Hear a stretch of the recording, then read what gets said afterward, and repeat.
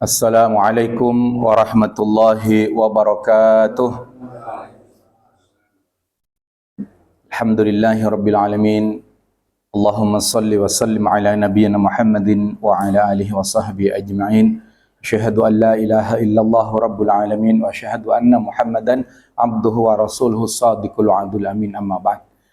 Khatul iman azanillahu wa yakum jamaah salat maghrib yang dirahmati Allah Subhanahu wa taala. Bagaimana kabar semuanya?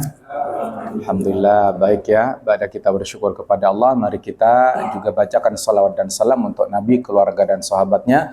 Allahumma salli wa sallim ala nabiyina Muhammadin wa ala alihi washabihi ajmain. Lanjut doa belajar. Allahumma inna nas'aluka ilman nafi'an warzuqna fahman. Allahumma anfa'na bima 'allamtana wa 'allimna bima yanfa'una walhamdulillahi rabbil alamin. Baik Bapak yang mulia, seperti biasa kita akan lanjutkan pembacaan kitab At-Tadhhib fi Adillati Matnil Ghayat wa Taqrib, yang sekarang dalam tanda yang di sini akan masuk tentang syaratnya salat ya. Qala al-muallif rahimahullah taala nafa'anallahu bihi bi ulamihi fid dharain amin. Bismillah, faslun wa syaraitu salati qabla ad-dukhuli fiha khamsatu asya'. Syarat-syaratnya salat sebelum masuk ya, fiha di dalamnya salat khamsyatu asya'a, yakni ada 5 perkara. Nah, syarat ini merupakan perkara-perkara yang mesti ada sebelum kita melakukan sebuah ibadah, Bapak yang mulia. Jadi dalam ibadah itu kan ada rukun, ada syarat ya. Kalau rukun itu perkara yang dia include, termasuk di dalam apa yang dikerjakan itu rukun. Kalau syarat ini sebelum dikerjakannya ibadah.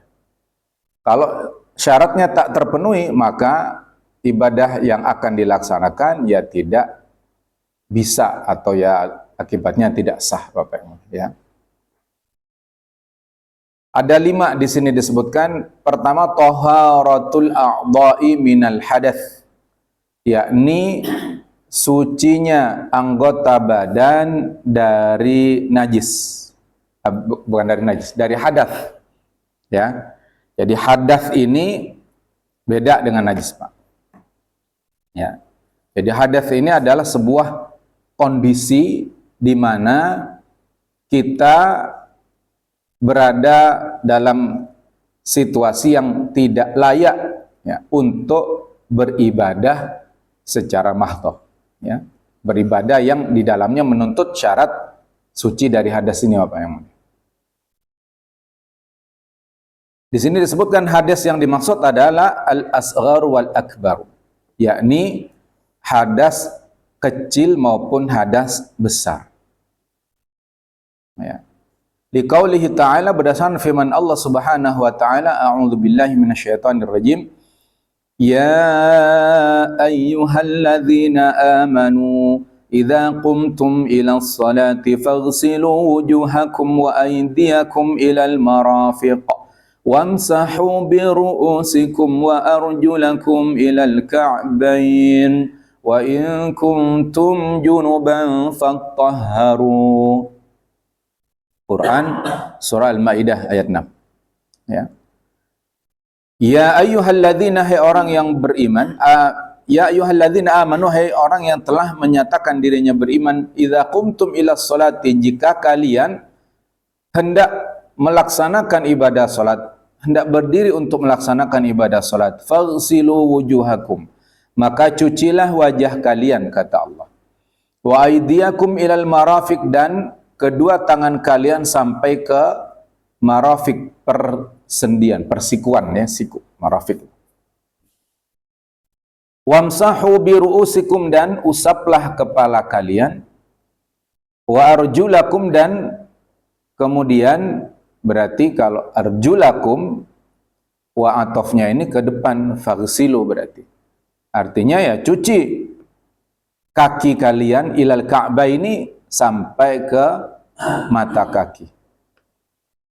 Inilah yang kita kenal dengan istilah apa, Pak? Berwudu ya. Untuk apa? Untuk menghilangkan hadas kecil. Ya.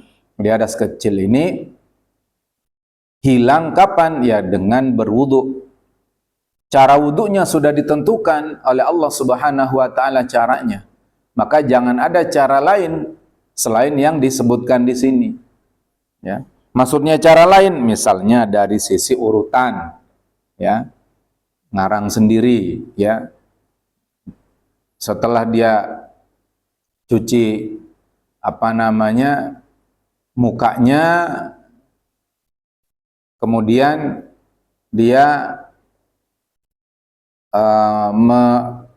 mencuci tangan dulu, kemudian cuci muka misalnya, Pak, ya. Nah, itu kan tidak mendahulukan yang semestinya. Mestinya kan muka dulu baru tangan gitu. Jadi Bapak yang mulia, termasuk sampai urutannya juga harus mengikuti, dan tata cara bagaimana ghusl dan seterusnya ini sudah kita bahas sebelumnya. Yang dimaksud mencuci itu bagaimana, dimaksud masah atau menyapu itu bagaimana, itu kan ada ketentuannya. Ya. Jadi definisi mencuci dan mengusap itu berbeda kan ya. Jadi mencuci itu menghadirkan air ke anggota badan yang dicuci. Kalau mengusap, nah cukup sekedar ya basah anggota badan yang akan mengusap, dijalankan, maksudnya digerakkan kepada anggota badan yang diusap, itu harus ada gerakannya. Ya. Jadi nggak sekedar kemudian hanya tepok-tepok jidat, ada orang kan ya, padahal kan wamsahu birusikum, usap kepala, tapi yang dia tepokin jidatnya begini doang. Ada nggak orang begitu? Ya, maka dia keluar dari ketentuan, nggak sah, Pak. Karena tidak memenuhi kriteria wudhu yang disebutkan oleh Allah dalam Quran dan dicontohkan Rasulullah, beda. Maka yang diusap ya kepala mana yang ditumbuhi rambut itu, batas tumbuh rambut itu kepala. Kalau di sini kan jidat, ini masuk bagian dari wajah. Apalagi cuma rambut yang digini-gini, rambutnya panjang, gini-gini rambutnya. Ya, itu jelas menyalahi ketentuan. Ya. Wa in kuntum junuban fattahharu, dan jika kalian junub berarti hadasnya besar. Fattahharu, maka sucilah kalian, bersucilah kalian. Jadi harus bersuci kita. Caranya ya mandi. Cara mandinya sudah dijelaskan sebelumnya.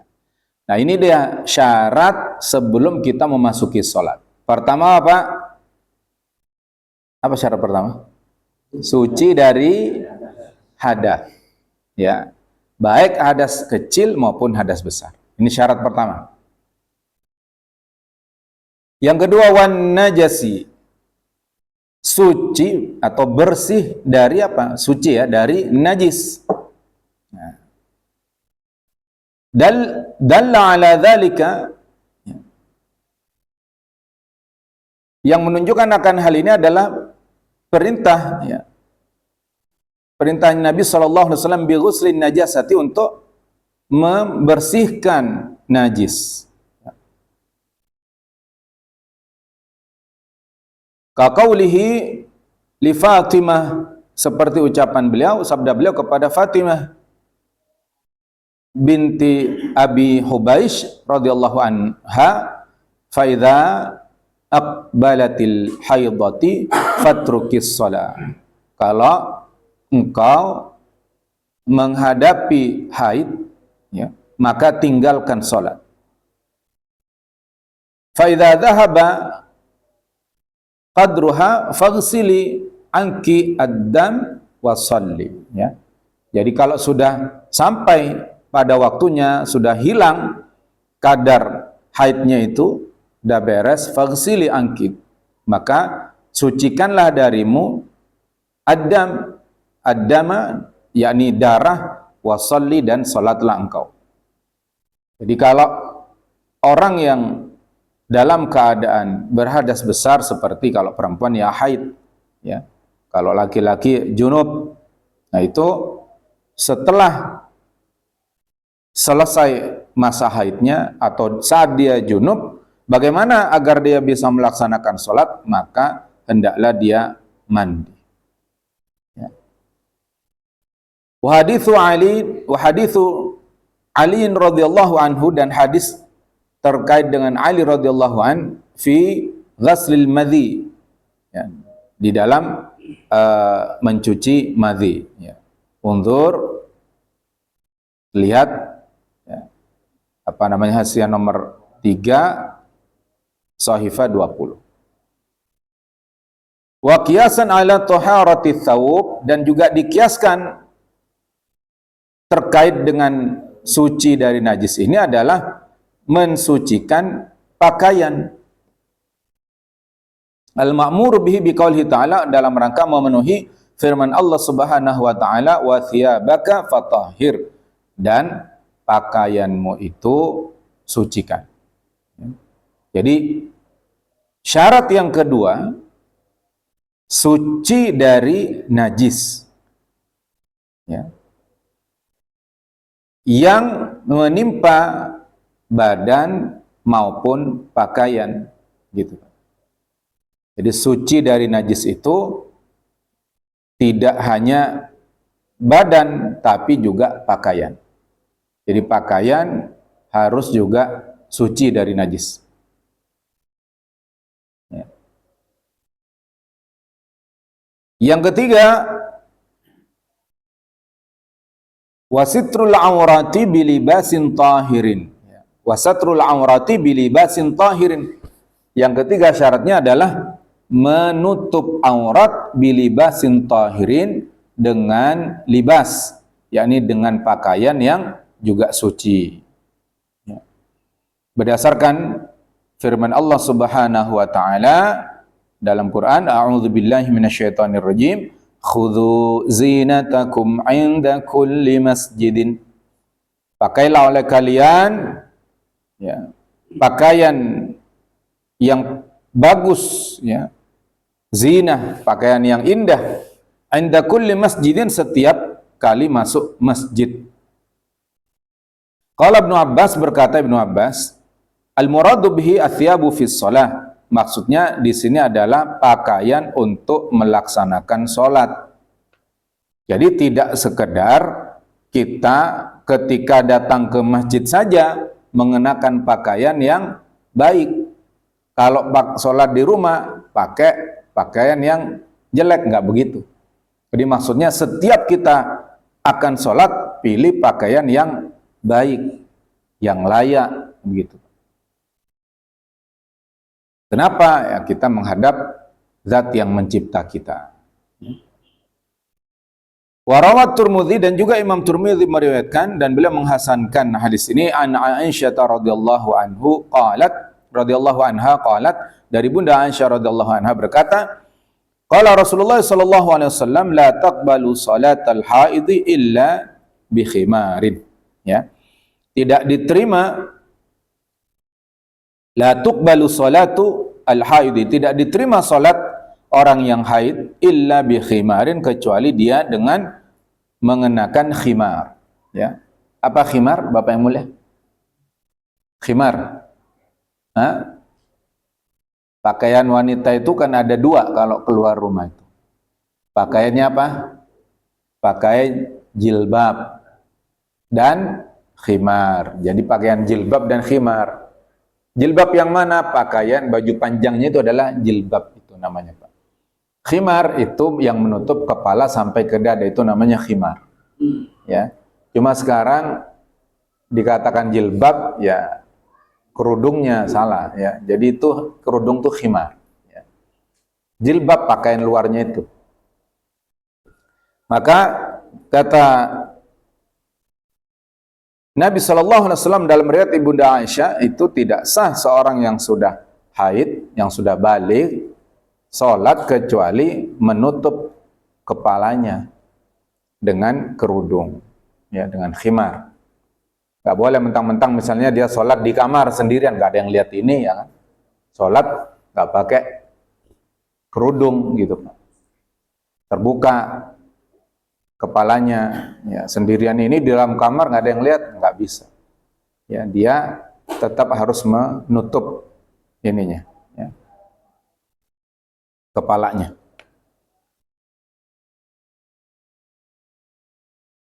Wal haidu, dan yang dimaksud haid di sini adalah al-baligh, yakni orang yang sudah baligh, ya. Li'annaha balagat sinnul haid, karena dia sudah sampai pada usia haid. Wal khimar, yang dimaksud khimar adalah matu tiya bihi, ya, apa yang menutup bihi dengannya al-mar'atu, seorang perempuan, ra'saha, kepalanya. Wa idza wajaba sitru ra'si fasitru ghairi aula, dan kalau sudah diwajibkan untuk menutup kepala, maka tentu menutup yang lain lebih utama. Penjelasannya begitu, Pak. Jangan kemudian dipahami, oh kalau begitu yang penting nutup kerudung gitu kan. Bawahnya nggak ditutup, cuma sampai betisnya doang, ya, lututnya doang, pakai rok di dalam kamar, yang penting nutup kepalanya doang. Enggak begitu, ya. Jadi kalau kepala saja mesti ditutup, apalagi yang lain, kira-kira begitu, ya. Jadi semuanya harus ditutup, perempuan begitu.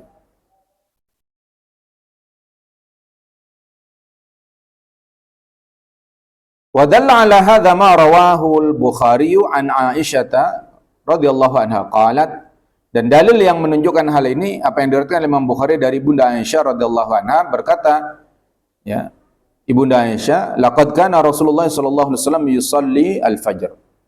Baginda Nabi sallallahu alaihi wasallam telah melaksanakan salat fajar subuh. Fayashhadu ma'ahu nisa, ya. Fayashhadu, maka beliau menyaksikan bersamanya nisa, seorang perempuan, nisa minal mu'minat, dari kalangan mukminat.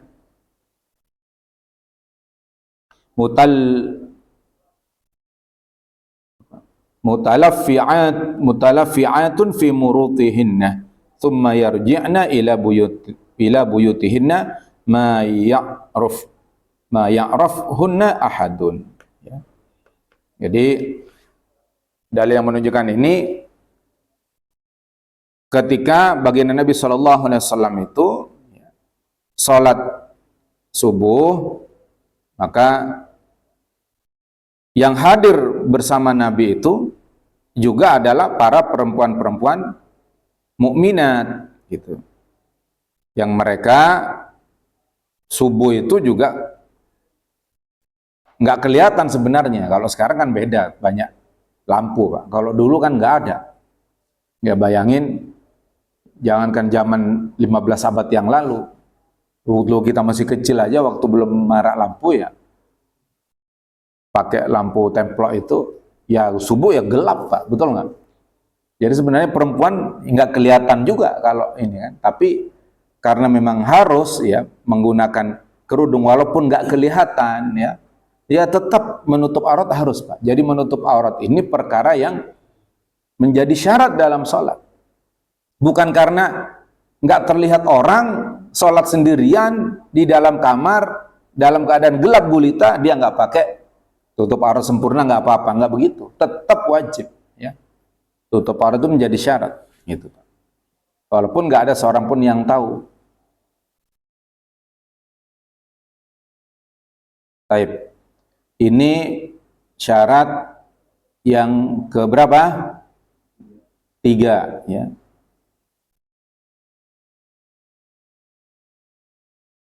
Yang keempat, wal wuqufu ala makanin tahirin, yakni dia berada atau berdiam ala makanin tahirin. Syarat yang keempat berarti tempatnya juga suci. Kalau tadi kan suci dari najis badan, kemudian pakaian. Nah, yang berikutnya juga terkait dengan tempat. Jadi suci itu nggak cukup hanya badan, pakaian saja, tapi ternyata tempat di mana kita akan melaksanakan sholat itu juga harus suci dari najis. Ya. Dalla ala dzalika, yang menunjukkan akan hal tersebut adalah perintah Nabi sallallahu alaihi wasallam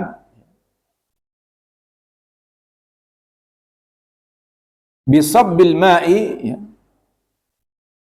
untuk menuangkan air ala baulil a'rabi fil masjid, atas kencingnya orang Badui di masjid. Ya. Wa qiyasan ala taharati thawb.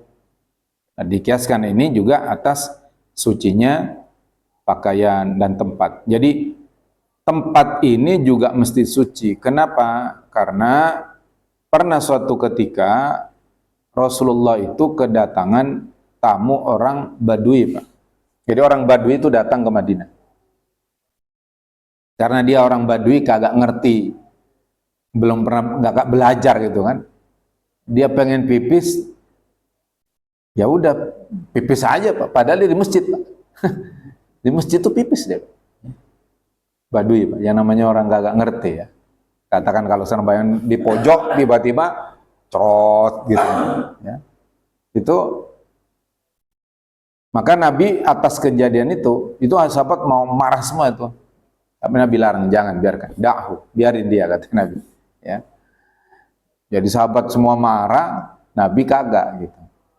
Setelah dia beres pipisnya, Nabi minta agar dituangkan air ke bekas pipisnya itu. Untuk apa? Untuk mensucikan. Ini menunjukkan bahwa tempat itu juga menjadi syarat. Sucinya tempat menjadi syarat bagi kita untuk melaksanakan sholat. Ya.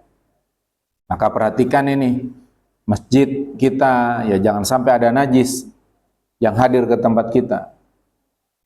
Mungkin najis dari luar kagak, tapi najis yang dibawa binatang yang ada di atas. Biasanya cicak suka berkeliaran, Pak. Kotoran cicak najis, ya. Jadi ya, pengurus juga harus hati-hati nih, kalau ada cicak ya udah. Ambil langkah tindakan untuk membersihkan, ya, memusnahkan cicaknya, membersihkan kotorannya yang di bawah-bawah. Jangan sampai ada najis. Karena ini merupakan syarat. Ya. Kita udah suci nih badan kita, pakaian kita udah suci, tempatnya nggak suci, ya nggak sah, Pak, sholatnya. Yang berikut, wal ilmu bidukhulil waqti, yakni berilmu mengetahui bidukhulil waqti, dengan masuknya waktu. Ini syaratnya. Jadi harus tahu dia terkait dengan masuknya waktu. Berdasarkan firman Allah Azza wa Jalla, a'udzu billahi minasyaitonir rajim, innas salata kanat 'alal mu'minina kitaban mawquta. Sesungguhnya salat itu ada bagi orang-orang mukmin kitaban mawquta, yakni waktunya yang telah tertentu, telah tertulis, telah tertentu waktunya, Pak. Ay fardan muhaddadan, ya, mahdudan. Ay fardan mahdudan biwaqtin fala budda minal ilmi bidukhulihi. Maksudnya adalah kewajiban yang terbatas waktunya. Ya, salat itu suatu kewajiban yang dilaksanakan pada waktu yang terbatas. Kapan? Nah, kita sudah bicarakan sebelumnya kan, kapan masuk waktu sholat duhur, asar, sampai subuh dan begitu. Sudah kita bicarakan waktu-waktunya kemarin, beberapa waktu yang lalu. Ya. Karena terbatas, fala budda minal ilmi bidukhulihi, maka mesti tahu, ya, kita kapan waktu masuk sholat itu. Bagaimana cara mengetahuinya? Saat ini cara mengetahui relatif lebih mudah, Pak. Tapi kalaupun semua teknologi nggak ada, ya kembali kepada cara yang sudah kita pelajari dahulu. Yakni dengan mengikuti apa? Pergerakan matahari. Ya. Kalau yang maghrib gimana? Maghrib kalau sudah tenggelam tuh tadi matahari, masuk waktu. Sampai kapan? Sampai mega merah masih ada. Kalau udah hilang mega merahnya, masuk isya. Kan gitu. Tapi sekarang sudah teknologi canggih, ilmu astronomi udah hebat, ya. Ya cukup berpatokan pada jam, ya. Jam sekian masuk isya. Ya, bahkan di beberapa tempat belum masuk aja udah diingetin, gitu. Berhenti pengajian katanya kan. Nah, mau masuk isya. Ya, ada alarmnya. Jadi intinya harus tahu waktu sholatnya kita, Pak. Dengan cara yang dapat meyakinkan kita.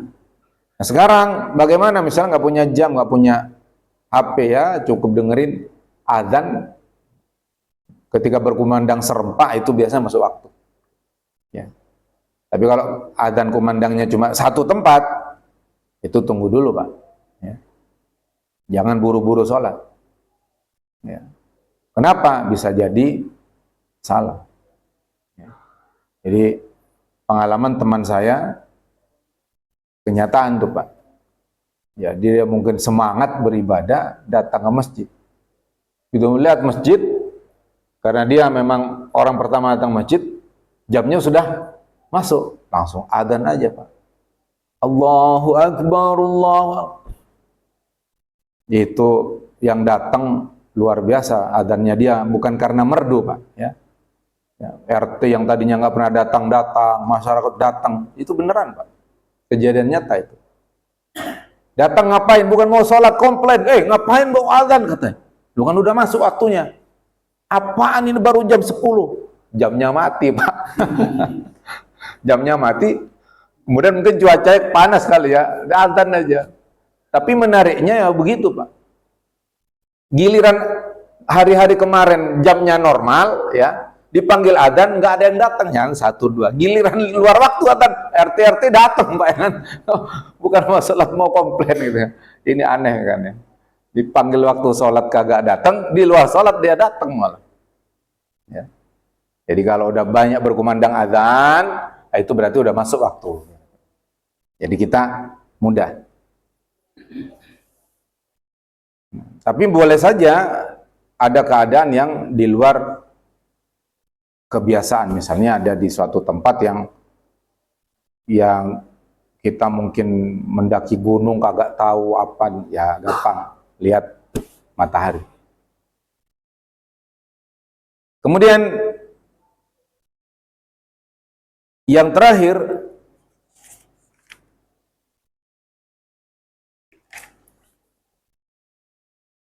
bukan yang terakhir, ini masih ada, tapi pembahasan yang udah terakhir. Wastiqbalul qiblati, di antara syarat salat itu adalah menghadap kiblat, gitu. Mana dalilnya? Berdasarkan firman Allah, a'udzubillahi minasyaitonirrajim, qad nara taqalluba wajhika fis samaa'i falanuwalliyannaka qiblatan tardaha fawalli wajhaka syatral masjidil haram. Ya. Wa qad nara, sungguh kami telah melihat taqalluba wajhika, membolak-balikkan wajah engkau ini fis sama, ke langit. Falanuwalliyannaka, maka sungguh kami benar-benar akan memalingkan engkau kiblatan, ya, ke arah kiblat tardaha, yang kau ridha, yang kau suka. Fawalli wajhaka syatral masjidil haram, maka palingkanlah wajahmu, ya, ke syatral masjidil haram, ke arah, ya, masjidil haram.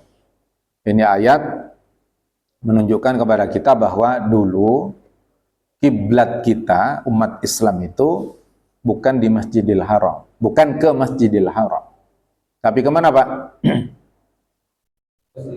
Ke Baitul Maqdis, ya, yang berada di Palestina. Dulu awal-awal Rasulullah itu sholat menghadap Palestina, menghadap Baitul Maqdis. Tapi Rasulullah pengen gitu agar umat Islam ini arah sholatnya ke Masjidil Haram. Maka Rasulullah itu bolak-balik menengadai Allah, gitu kan. Berharap ada keputusan berubah. Benar juga, kemudian Allah turunkan ayat ini. Akhirnya sejak saat itu arah kiblat kaum muslimin, ya, itu yang tadinya ke utara sekarang ke selatan. Ya. Loh, bukan ke barat, itu di Indonesia, Pak. Dulu Rasulullah berada di mana? Di Madinah. Madinah itu ada di selatan Baitul Maqdis. Ya, artinya Palestina itu di utara, berarti Rasulullah menghadap ke utara. Dan Madinah itu ada di utaranya Mekah. Berarti kalau disuruh paling ya ke Mekah, berarti dari tadi yang ngadep utara menghadap ke selatan sekarang, Pak.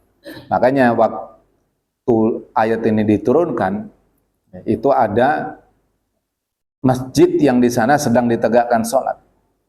Begitu didatangkan ayat ini, dikasih tahu, maka orang itu kemudian menghadapkan arah sholatnya itu yang tadinya ke Palestina, kemudian ke Makkah.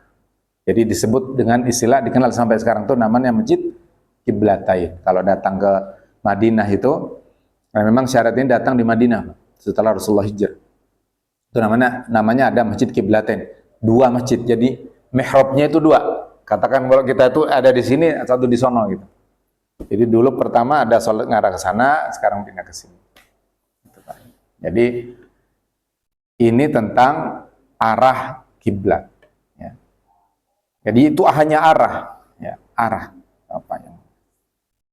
Nah,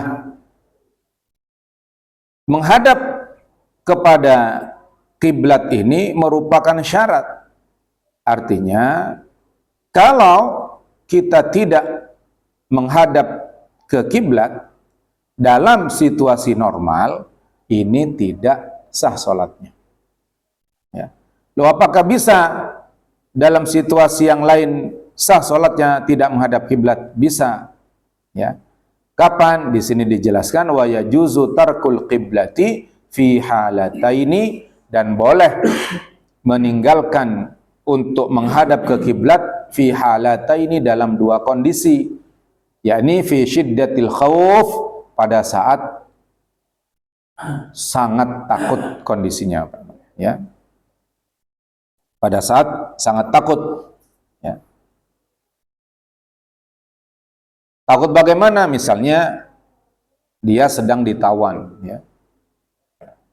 Maka kejadian sekarang misalnya yang menimpa saudara kita di mana itu?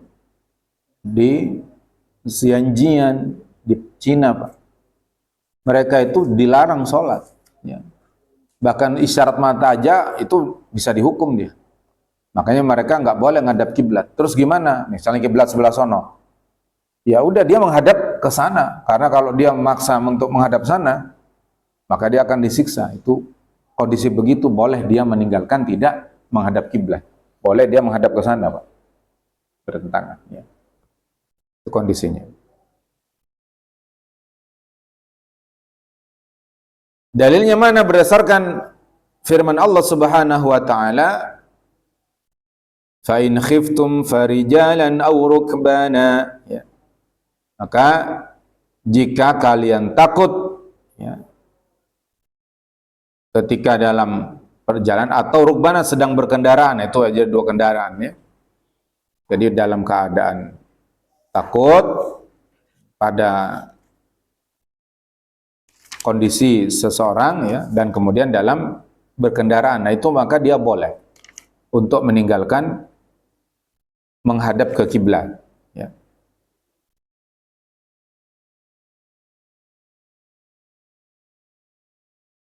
Kemudian itu yang pertama, kondisi meninggalkan kiblat pertama, yakni dalam keadaan takut. Yang kedua, wa fin nafilati fis safari 'ala rahilati, ya. Yang kedua, yakni ketika mengerjakan sholat nafilah, sholat sunnah, fis safari, dalam keadaan safar, 'ala rahilati, di atas kendaraan. Itu boleh, dia tidak menghadap ke kiblat, Pak. Jadi dalam kondisi dia misalnya dalam perjalanan di atas kendaraan, sholatnya juga sholat nafilah, sholat tambahan, itu boleh dia melaksanakan sholat tidak menghadap kiblat, ya. Dalilnya sebagaimana diriwayatkan Imam Bukhari dari Jabir qala, ya, berkata Jabir, kana Rasulullah sallallahu alaihi wasallam yusalli ala rahilatihi haitsu tawajjahat, wa fi riwayatin nahwil masyriq, fa idza arada al fariḍah nazala fastaqbala al qiblah, ya. Jadi adalah Rasulullah Shallallahu Alaihi Wasallam itu sholat di atas kendaraannya, ya, ketika beliau menghadap, ya, sesuai dengan arah kendaraan. Di dalam riwayat disebutkan nahul masyrik, ya, seolah-olah beliau menghadap ke arah timur, padahal arah Ka'bah itu selatan gitu. Fa idza arada al-fariḍah, ketika beliau hendak melaksanakan salat fardu, ya, beliau turun fastaqbalal kiblah, maka menghadap beliau ke kiblat dulu. Jadi kalau salat fardu, beliau turun menghadap ke kiblat, salat seperti biasa, ya. Maksudnya menghadap kepada arah kiblat seperti biasa. Di dalam riwayat yang lain disebutkan bahwasanya Ibnu Umar radhiyallahu anhuma kana yusalli fis safar, ya. Beliau melaksanakan seperti itu di dalam safar. Wallahu a'lam bissawab. Inilah apa yang mulia syarat salat sebelum masuk dalam pelaksanaan ibadah salat yang harus dipenuhi bagi musalli, bagi setiap orang yang hendak melaksanakan salat. Apa saja Pak yang mulia? 1, suci anggota badan dari hadas, baik kecil maupun besar. Kemudian suci dari najis. Kemudian menutup aurat dengan pakaian yang suci. Kemudian berikutnya adalah suci tempatnya juga, ya, berada di tempat yang suci. Kemudian yang keempat, berarti itu masuk di area yang sana. Yang keempat adalah mengetahui waktu sholat, masuknya waktu sholat. Yang kelima, menghadap kiblat bagi yang mampu, ya, bagi yang normal. Kalau nggak normal, lain pembahasannya. Baik Bapak yang mulia, seperti biasa kita berikan ruang diskusi atau tanya jawab bagi persoalan-persoalan yang mau ditanyakan. Wassallallahu ala nabiyina Muhammadin wa ala alihi wasallam. Ada pertanyaan?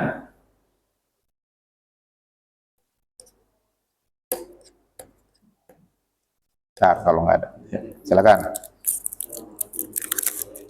Waalaikumsalam warahmatullahi wabarakatuh. Setelah kita menyiapkan diri untuk sholat,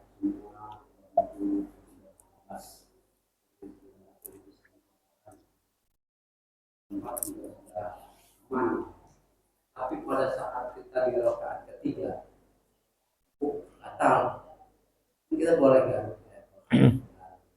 Tapi terasa licin, hanya gigit kan ada darahnya, itu batal gimana? Baik. Bagaimana dengan darah nyamuk, kira-kira begitu ya? Darah nyamuk warnanya apa Pak? Ya, jadi habis misal kita nggak tahu Berarti darah kita ya. Nyamuk katanya darahnya oranye katanya Pak, ya. Terus yang merah itu ya darah yang dihisap. Jadi bagaimana? Maka Pak yang mulia, najis darah itu termasuk najis adalah darah wadamul masfuhah, yakni darah yang mengalir, yang memancar, ya. Jadi kalau kita ada luka memancar, maka darah itu najis. Tapi kalau dia tidak memancar, sedikit, itu dima'fu, ya. Sama seperti yang dibawa oleh nyamuk, ya. Nyamuk gatel, ceplok gitu kan. Bagaimana? Ya enggak apa-apa, ya. Dima'fu dalam hal ini. Cuma agar berhindar diri, iya. Tapi kalau kadang-kadang ngerefleks kan gitu Pak, kadang-kadang kan karena nggak kuat gatel diceplok gitu ya. Padahal kalau dia dalam keadaan sholat ya tidak melakukan gerakan di luar sholat yang tidak diperlukan, ya. Kecuali diperlukan. Kalau gatel banget ya nggaruknya pun juga tidak kemudian sembarangan menggaruk dengan anggota badan kan gitu kan. Tapi sebagian kayak jari ya, dengan menggunakan jari demikian caranya gitu ya. Nah, kemudian kok ini licin, ternyata darah nyamuk, ya nggak apa-apa, ya, dimaaf, insya Allah. Wallahu a'lam bishawab. Ada lagi? Silakan. Ditanya kalau rakaat terakhir nahan kentut Ngomong di mana? Rakaat terakhir tiba-tiba ingin kentut. Bagaimana? Ya ditahan, ya itu udah benar, nahan kentut gitu, Pak. Nahan kentut hukumnya ya kalau dia udah di akhir memang sebisa mungkin ditahan. Ya.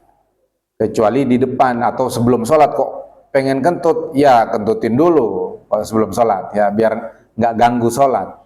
Tapi kalau misalnya normal aja, tadi pertanyaan rakaat terakhir, udah rakaat terakhir ini, ya kayak kita sholat maghrib tadi, rakaat ketiga kok pengen kentut, bagaimana? Selama bisa ditahan, ditahan. Kalau memang nggak bisa ditahan, apa boleh buat? Salam, jangan langsung kentut, salam baru kentut. Akhirnya keluar dulu dari sholat, baru kentut. Tapi sebisa mungkin ya ditahan, ya, karena kita dalam keadaan sholat. Ketika sangat tidak bisa ditahan, caranya ya begitu, keluar dari sholat, assalamualaikum warahmatullahi wabarakatuh. Dalam keadaan berdiri misalnya, assalam, ya keluar sholat, kentut, karena udah nggak tahan. Tapi selama masih bisa ditahan, ya ditahan, Pak. Gitu.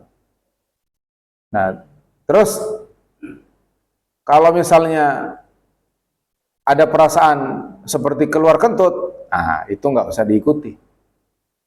Perasaan, itu namanya cuma perasaan, ya. Kenapa? Karena Nabi menyampaikan kepada kita, jangan kita membatalkan sholat sebelum kita mendengar atau mencium baunya. Ya. Kalau kita mendengar, udah pasti udah Pak ya. Jangan terus sholatnya, udah dengar.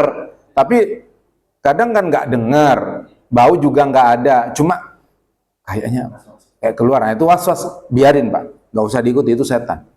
Ya, bisikan setan, nggak usah. Tapi kalau memang nggak kedenger sih, kok baunya ada, itu jelas ya dong. Ajin patokannya dua itu Pak. Kalau udah dengar suara atau mencium bau, itu udah jelas batal. Ya.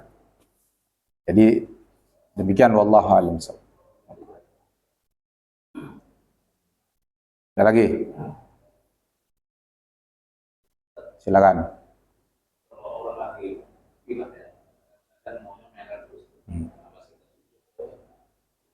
Tarik lagi gitu, nggak bisa tahan di sini, taruh gitu.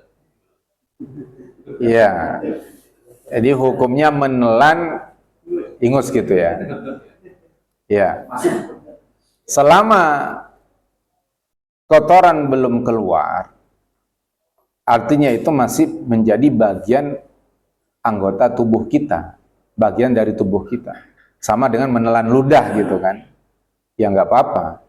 Tapi kalau ludah udah keluar, misalnya di sini, sayang ditarik lagi, itu berarti memasukkan makanan atau sesuatu ke dalam mulut kita. Gitu. Jadi selama misalnya masih di dalam, ya nggak masalah. Makanya kalau lagi keadaan pilek, ya berbekal mindil, sapu tangan, atau tisu. Sehingga ketika hendak keluar ya nggak apa-apa, ambil tisunya, dikeluarkan, taruh lagi, jangan dibuang sebelahnya Pak, nanti temannya nggak enak sholatnya, ya begitu boleh. Ya, ambil sapu tangannya, dibuang, misalnya masukin lagi ke kantongnya. Bukannya najis, ya enggak, siapa bilang ingus najis?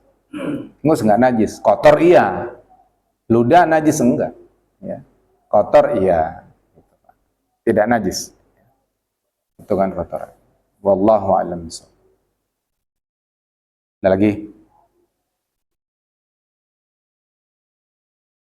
Jadi untuk syarat yang ini Bapak yang mulia, kondisi-kondisi normal harus ya diperhatikan, kecuali kondisi tidak normal.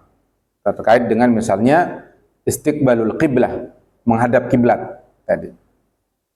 Kita posisi di tengah hutan, misalnya kan. Terus nggak ngerti mana arah kiblat. Maka di sini memungkinkan kita untuk berijtihad. Tentunya setelah mengerahkan segenap daya upaya untuk memastikan mana arah kiblat, ya, dan waktu. Ya, tanya gimana? Tanya orang, mana Pak kiblat? Kalau orang dicari kagak ada, apa nggak ada, ya udah berijtihad. Mestinya ngadepnya ke sono, kok kita ngadep ke sana.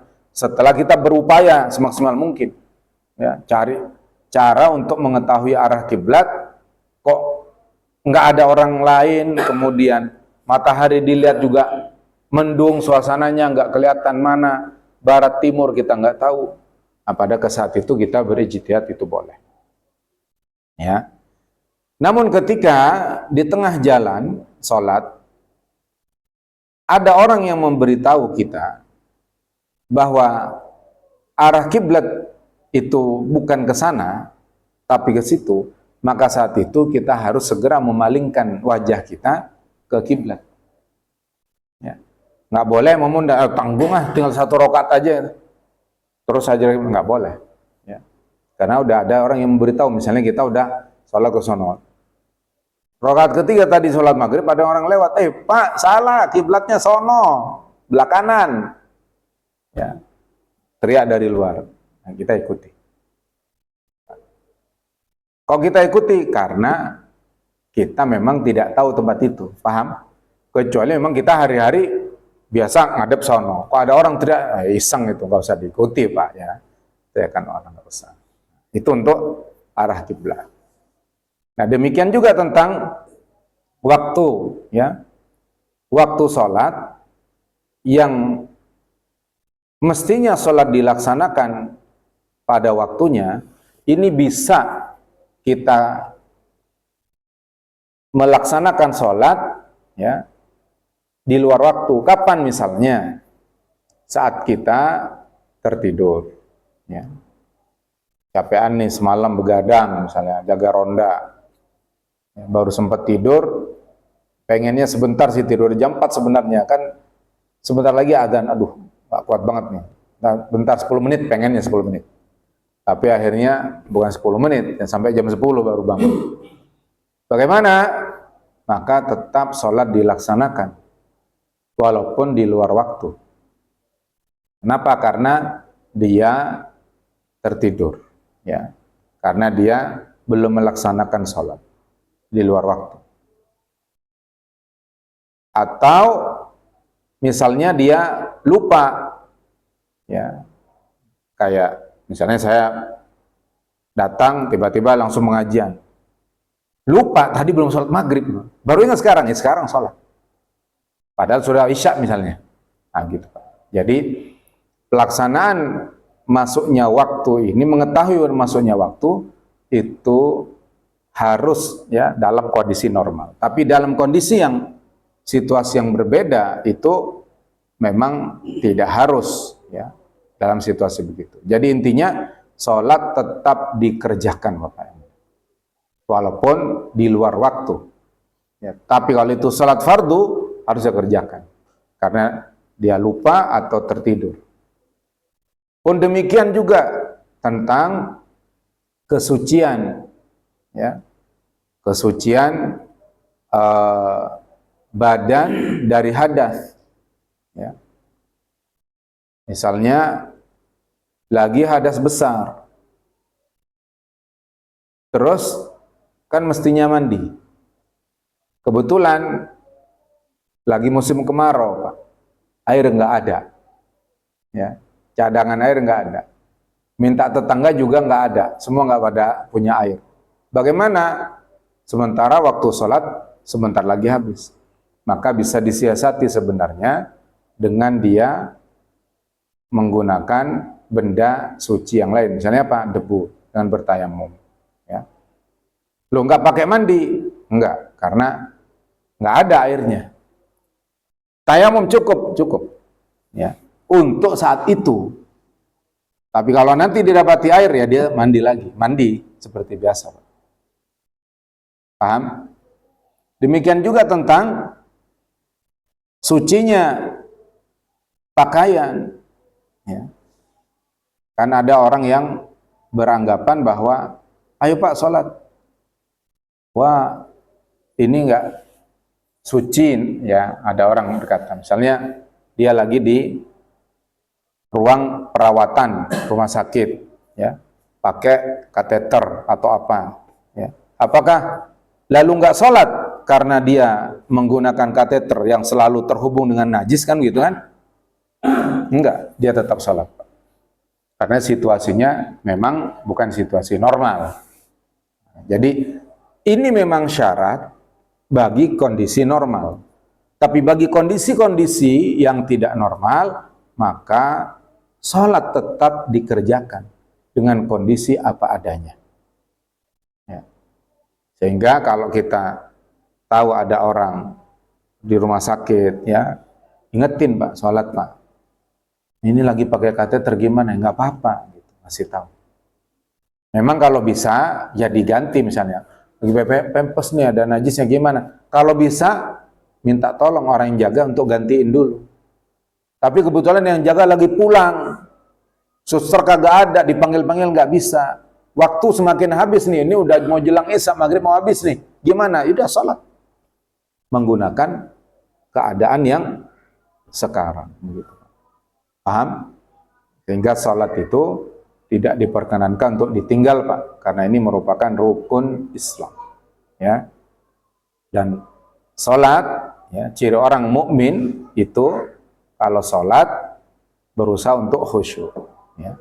Kemudian dia menjaga sholat sesuai dengan waktunya. Menjaga sholat sesuai dengan kaidahnya. Syarat rukunnya diperhatikan. Ya. Kan begitu kan? Nah, itulah ciri orang mukmin yang akan diberikan oleh Allah jaminan keberuntungan dan akan diwarisi kepadanya oleh Allah surga Firdaus nantinya. Insya Allah. Baik Bapak yang mulia, kita sudah melalui pembahasan syarat sholat. Insya Allah nanti kita akan bahas bab baru tentang rukun sholat. Ya, rukun sholat. Ya, kalau tadi syaratnya, nanti bulan depan akan bahas tentang rukunnya. Mari kita tutup pertemuan kita dengan membaca tahmid dan doa kafaratul majlis. Alhamdulillahirabbil alamin. Subhanakallahumma bihamdika asyhadu an la ilaha illa anta astaghfiruka wa atubu ilaik. Wassallallahu ala nabiyina Muhammadin wa ala alihi wasallam. Ala minkum. Wassalamualaikum warahmatullahi wabarakatuh.